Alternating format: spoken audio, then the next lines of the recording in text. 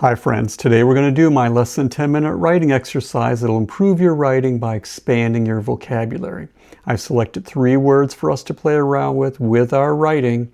We're going to use each word in a sentence so we can better understand these words by putting them into context.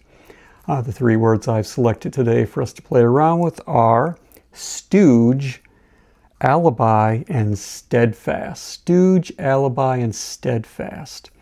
I will give you general definitions for these words, but I've also included links below to Merriam-Webster's website where you can find the formal definitions and pronunciations. Let's get started with stooge. And stooge can either be a noun, a person, word representing a person, place, or a thing, or it can be a verb, an action word, and it just means one who plays a compliant role to another. All right, let's first use it as a noun. After taking the fall for the senator, he vowed to never be a stooge for anyone. So this guy was working in a compliant role to the senator. And maybe the senator asked him, maybe the senator was doing something he shouldn't be doing, he or she rather, and he vowed this person in the supporting role, compliant role, vowed they wouldn't take the fall for that person. Anyway, let's use it as a verb. He stooged as a sidekick for the star high school quarterback in order to attend parties where he could meet girls. So he acted in his compliant role to this quarterback. He probably was the joker among the group, and the quarterback probably made fun of him and made the quarterback's friends laugh, and they thought he was full of, it was a lot of fun to keep around, so he stooged for this quarterback in order to get into these parties and be around this quarterback, this popular kid's friends, which is kind of sad. But anyway, that's stooge as a verb. Let's move on to alibi. And alibi can be a noun, a word representing a person, place, or a thing, or it can be a verb, an action word, and it means a plea of having been elsewhere or to excuse someone by an alibi.